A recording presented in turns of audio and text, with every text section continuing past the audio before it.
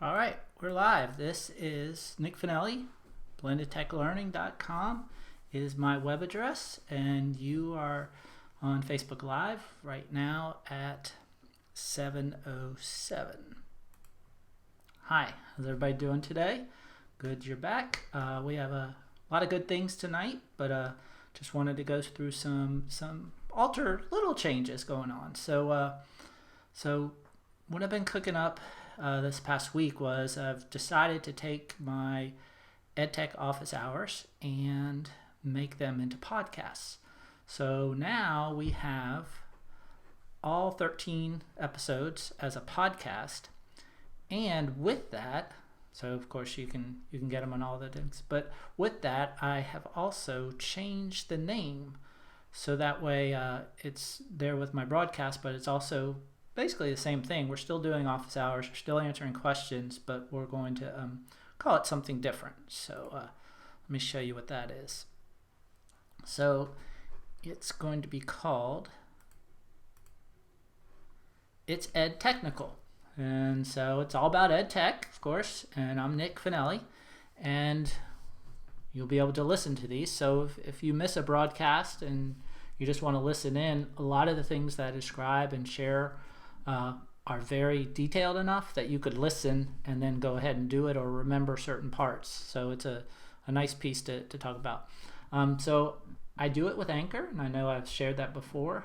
Anchor's a great app that's also web-based now and easy publishing tool. But I'm also located on Apple Podcasts and Google Play Podcasts. I'm also on Stitcher, and soon be on some others like Spotify, and I will also be on with TuneIn and Alexa. So if you want to use your Echo Dot or something like that, of course you could use your Apple or Google smart speakers and just bring up the podcast there. So that's exciting news. So you can get those just by searching or looking for It's EdtechNICal, and that's what we're going to start calling this. Even though it's answering your questions in office hours type format, that's what the show is. So exciting! Glad to be able to share that with you, and hopefully we'll have some subscribers there since this is new. And go ahead, if you like it, go ahead and share it with your friends and give me a nice rating. That always helps us spread the word and let people know about things that are going on. Speaking of things that are going on, since it is the end of April, this is when the main season comes for most of my on-site PD. So a lot of times during the year I go to places here and there, but for the most part during the school year I'm around and I kind of pick and choose places that I want to go. But during the summer it's heavy, and lots of people are asking and that kind of thing. So I've kind of geared towards doing a lot. So May really kicks it off. So this week I will be in Dallas, Texas, and doing some cool stuff there in Fort Worth actually. And then next week I will be in Delaware and also Alexandria, Virginia, doing some on-site training for some different schools there. And then third week in May I go to Wilmington, North Carolina, and also going out to Los Angeles, California to do some work. And then the fourth and fifth weeks of May, I'm going to be in the Long Island and New York City area during that time. So if you're in those areas and you want to send me a tweet or something, if you want to meet up, that's fine. If I can find some time there in between travel and doing things, that would be great. But otherwise, I will be taking this on the road and doing this there. So in those places. So if you see a different background, I'm in a different spot. So that's what's going on right now. So it's pretty cool stuff. And now let's go on to what we're talking about today. And so let me switch over here, and I'm going to go to this tab. So my new tab here, this one, here we go. So this is just my main home page, but I wanted to put that on here just to show you I still have these other items, but I've also, like I said, I was going to do add some courses, and so I've changed my homepage here a little bit and featured all the courses under here. So now I have my Google Prep course if you want to take it, take your time type thing, but I've also done one for the summer, so it's kind of spread out over 5 weeks, and it sends you reminders and things like that. It kind of helps pace it for you. Of course, I got the bundled class, but some other classes that I've added, got a couple of Microsoft ones I still have to add, but I've added this Google Classroom now. So it's a free class on Google Classroom, so that'll be coming up as part of our summer series. And I've also added Google Forms and a Google Drawings class, and basically what those are ways to do assessments and templates and things to really communicate with your class and help them out. And then last but not least, I added portfolios with Google Sites. So the new Google Sites is neat and it's perfect for portfolios, especially sharing it in Drive. It's much easier now to do some things. And then I have bundled all of those G Suite classes. So if you got them individually, they would of course be costing you much more, but if you get them all together, I bundled them together as a eight bundle course. So you get these classes, it's just you have to go here once, and so you save a bit of money by getting all the Google stuff. So I just call it G Suite Teacher because if you have all these tools, you're sure to be able to use Google pretty well in your classroom and use it for purposeful learning. So those are some things. Let me add some comments here. So my podcast was the other thing I wanted to bring up, is now here in the main page under podcast, and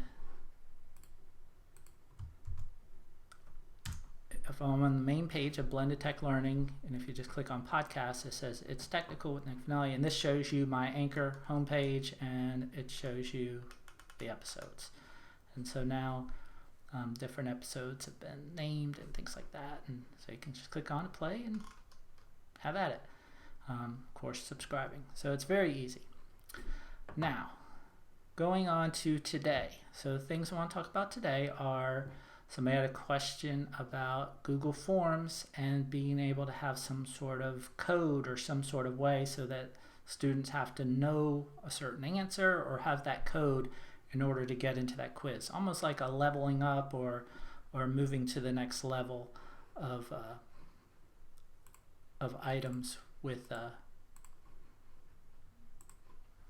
moving to the next level or items with your Google Forms. So let's say they answer a question or they get a certain amount of questions correct and they're ready to move on. Well, if they know this code, they can go on to the next part. You could do a scavenger hunt. You could associate it and embed it in a Google map if you wanted to, and have them actually take the quizzes from links inside the map, and so it would actually take them to certain directions or certain places. So I'm going to do that and show you what that looks like with a regular expression. It's pretty easy. Then we're going to talk about Intune for Education, which is Microsoft's response to Chromebooks and the admin control panel. So it came out in January, but I think now that some schools have been in it, they're working out the kinks, and I think anybody who jumps on this summer, either with Windows 10 devices or just decides to use this to control it, I think they will be pretty pleased with what you're able to do. A lot of good stuff with testing, being able to put it in the modes, very similar to what Chromebooks do. And then we'll talk about Sphero. So I have a Sphero here, and I want to talk a little bit about Sphero EDu. If anybody's been doing that or using Sphero, that would be great to hear from you. So I'm going to add those links in there as I go to them. So the first one, I'm not going to really add a link, but it's in Forms. So let me switch over to my Drive, and we'll go to Forms here. All right, so let's say I've created a form. I'm going to sign back in. Just give me a second here.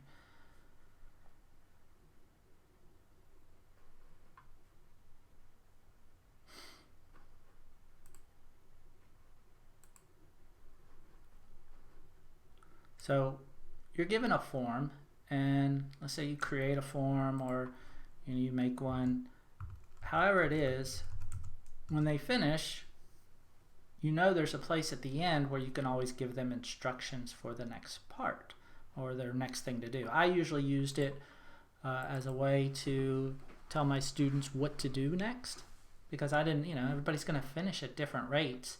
I could have said something ahead of time and wrote something on the board, but as we know, we don't use our boards as much like that, and if they're digital, do you want to just keep that on for a simple instruction, whereas it's just right in front of them personally, and if they forget. So you might have your little quiz here. So this is just a quick response. Do you write with your left hand or right hand? And I'm going to go up to the gears at the top right and click on that. It's the settings, and I'm going to go to presentation, which is in the middle tab. Then it has a confirmation message. So by default it always says your response has been recorded, but this is the spot where I like to add more things. So I put your code to open puzzle 1. So now I'm telling them once they finish they can go to puzzle 1. Your code to open puzzle 1 is the 4-letter answer from answer 1. So if they were to go ahead and take this quiz, so I'll do that right now so you can see it. I've already taken it.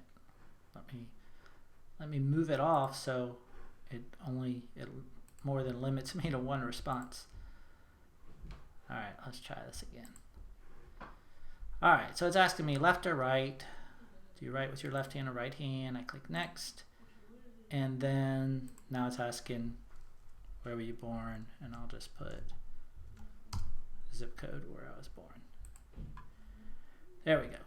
Now it says your response has been recorded. Just like I said, there's that confirmation message. Your code to open up puzzle number 1 is the 4-letter answer for question 1. Well, question 1 was it left or right. So of course 4 letters is left, so I have to use all caps, and it gives me a link here. So now when I click on this link, it's going to take me to puzzle number 1. And right here on puzzle number 1, it's showing, hey, you're signed in as this user. Do you want to switch account or stay? So I'm going to stay. And the first question is, what is the code? Notice there's no other questions. And if I start typing in right, oh, wait a second, go back to your previous puzzle for the clue. So that message I typed in there ahead of time so that if somebody typed in an incorrect answer, it would do that. So let's say I start doing left. Well, left is correct, but remember it had to be all caps. So maybe I should make sure your answer is all caps, or that you check back at your previous quiz. And so I'll show you how to do that. But let's go ahead and type in all caps. Now, notice the red goes away underneath where you're typing, and you can click on next. And when you click on next, it just takes you to page 2 of that particular form. So if you set up the form for page 1 to be the code, page 2 and so on can be other things. And so here's the rest of my little quiz. So now they have to find the objects in the classroom and take a picture and upload it. So remember, part of Google Forms is uploading a file. So if I need to find an obtuse angle in the classroom, I take whatever device that I have, whether it's a mobile device, whether it's a Chromebook or something like that. And once I take that picture, when I click on Add File, which is one of the options, then I can just drag my file from my drive into there. Same thing with the next one, right angle, take a picture and upload it. And then the third one I have a question is, using Google Maps, find the area and perimeter of the courtyard inside of the Pentagon building. So I would probably actually use Google My Maps, and the way I would do that, I'll show you this real quick, it's kind of fun. I type in My Maps. I could go to Drive too and go straight there, but sometimes it's just easier clicking the search. And also I want people to know how you access it. So I've already started and done a little test on this just to make sure, and I have it going straight to the Pentagon. But basically when it opens up, you could type in the word Pentagon, and of course it would find the Pentagon building. So that's what I'm going to do. Of course there's Pentagon City and all this other stuff, but it's the Pentagon building is what we want. So now it's going to zoom in close, and I can zoom in even further. And I can't tell which part is the courtyard, although I'm guessing, and I know because I've been there, it's this, but we need to change this view in the map because otherwise you wouldn't be able to see the details. There we go. So now, as I zoom in, did the wrong way with my mouse. If you zoom into the Pentagon, there we can get a nice look there. Alright, so I'm pretty close. There's a little ruler up at the top and it says you can measure distances and areas. So we're going to do the little courtyard area. So it's kind of from right here to there. And then just clicking all around the perimeter of this courtyard. And each click, of course it's 5 because it's a Pentagon, and I'll match it at the end. As soon as I match it, right now it's been calculating the mileage as the perimeter. So right now I'm at 0.334, and then when I click on it, now it actually makes the shape of the Pentagon and puts 0.342 miles, and it says 5.15 acres. So just the inside courtyard area there is 5.15 acres. So you know, I could take a snapshot of this based on whatever was asked on this particular question, but find the area in the perimeter. So that could be my proof to show that for that particular question. So anyway, so that is how you, or that is an example of how this works. Now let's go into the actual puzzle itself, puzzle 1, and look at the editing part of it. So I'm going to go to puzzle 1. And there's sections. Remember, sections are these pages on the right. So the 2 bars on the right in Google Forms when you're looking to add questions, that's adding a section. So you want to separate that so there's not other questions along with the code. Because otherwise, I mean, they'd still have to get it to move on to the next page, but it makes it a little more simpler to do that. All right, so now I click on what is the code. And notice it's a short answer, so they're not just picking an answer, they have to type it in.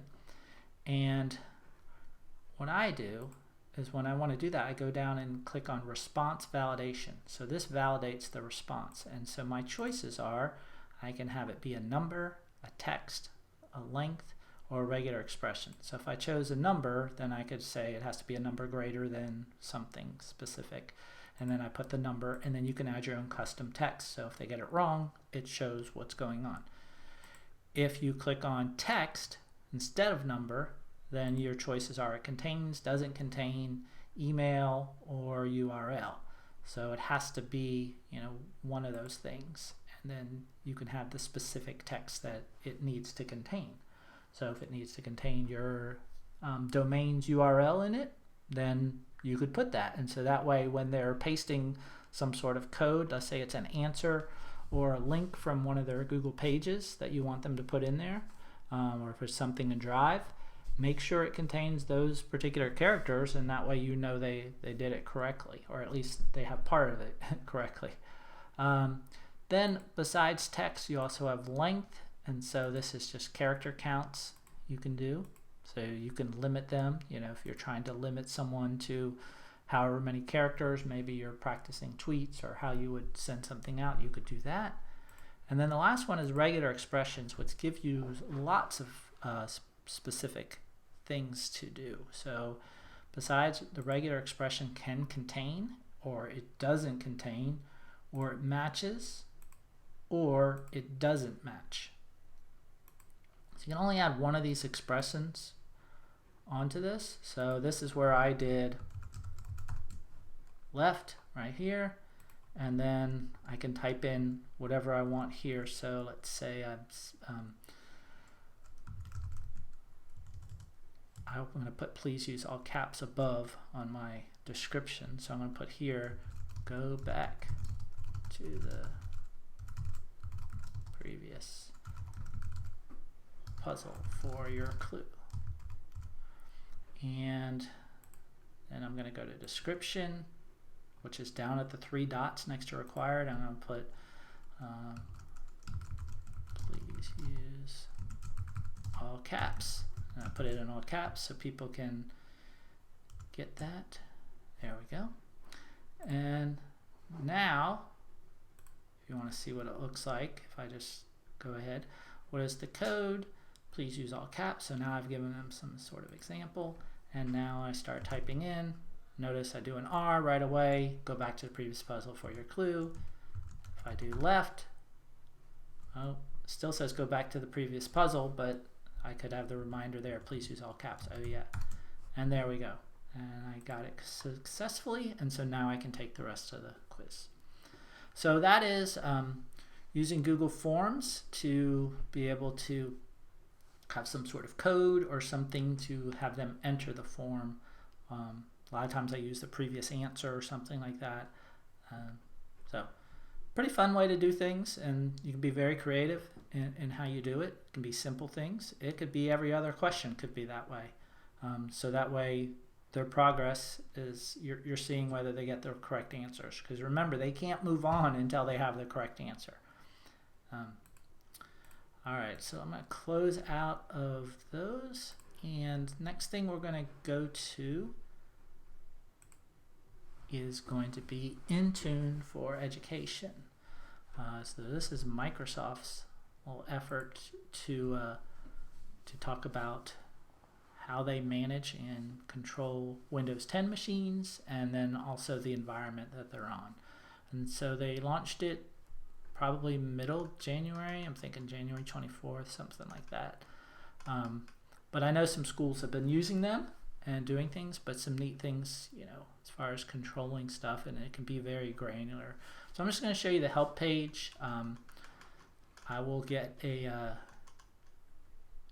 Intune for education look in, and I'll probably do a little short look into there with some devices just to show people. I'm trying to get my hands on a couple of Windows 10 devices, some of the ones that they're selling comparable to Chromebooks, and just to be able to show people and help them understand what this does and how it's different from Google, and what things you like and what things you don't like, and it's all going to be dependent on your school district and what you have. But let's look at this, just look at their page. And so I'm going to share this link. So if you go to the comment section, the link is shared, and so yeah, it was January 24th it's announced, but here it is. So Intune, basically, for they're selling their devices for $200, touchscreen, things like that. Has the basic Windows 10 operating system, has Windows Ink, and then it's going to have all the security that you expect, plus you're going to have your Windows items. So what's neat is you can set up groups and then decide that the devices are in groups or people are in groups, and then just have those groups be controlled. So it's similar to Google, where you have organization units. You just have groups in your tenant rather than OUs inside of your domain for Google. And so it's a simple setup, and they list over 150 granular settings, which means different groups inside of your school, inside of your set of students, can have different settings, can have different apps, can have different restrictions, things like that, which is really nice.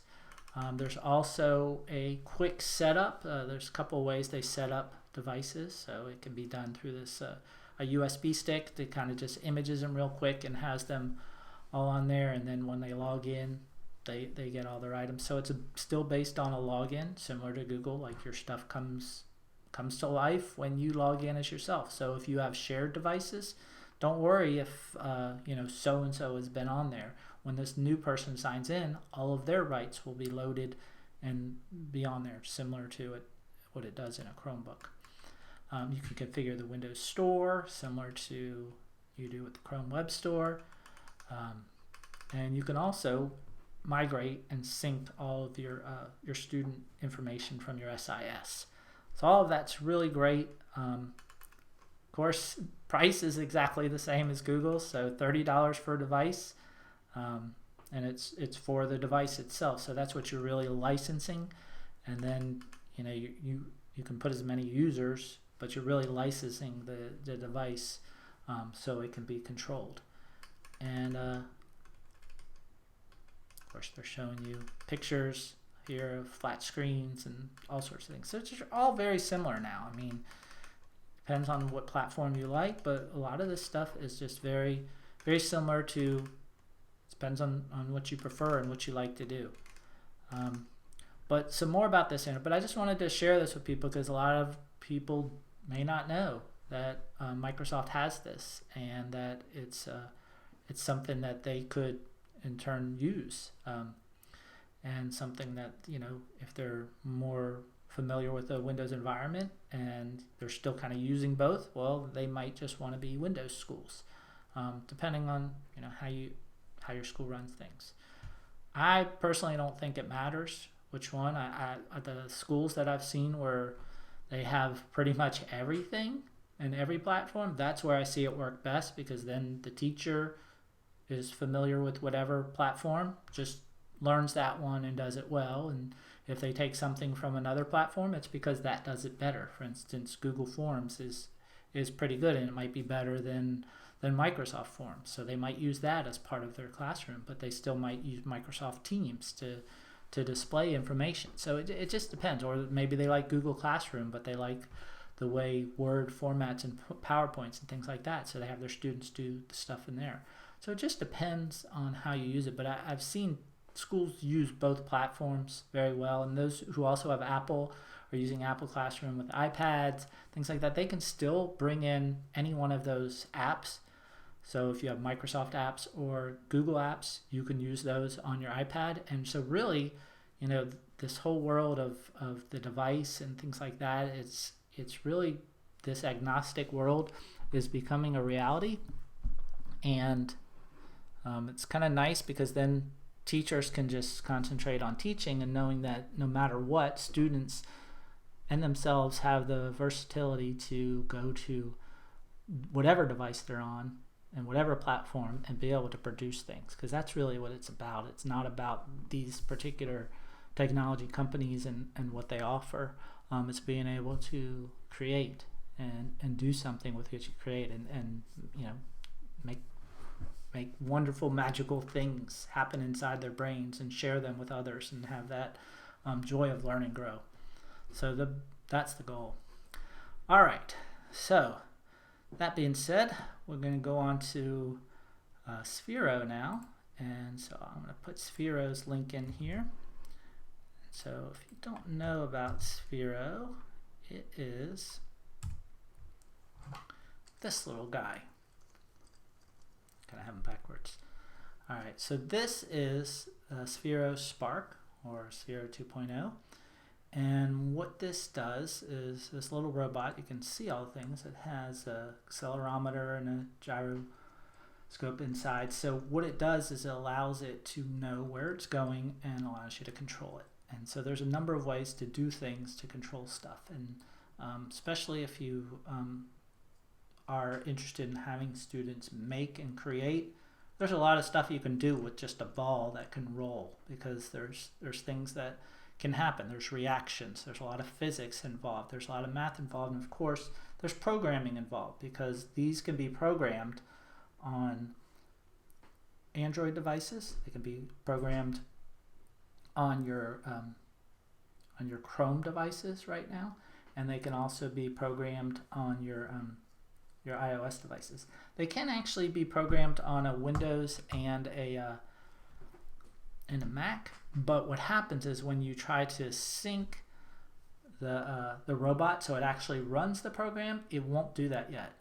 But I just checked their website today, and it looks like this summer, I think in July, they're going to have that. So let's switch it over and look at what that brings us.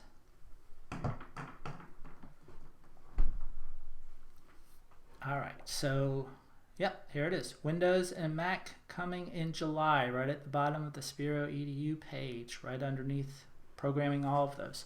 Another thing is a lot of times, and I've been told this too, that people have Spheros at home and they didn't even realize. Like they have the R2D2 or they have the BB8 and they're like, oh yeah, that's Sphero. I can program all this stuff. I can use it at school, even though they've been playing with it at home. Or maybe they have one of those ollies, which is a kind of the oval looking that has wheels and stuff like that. I have one of those too, so it's pretty cool.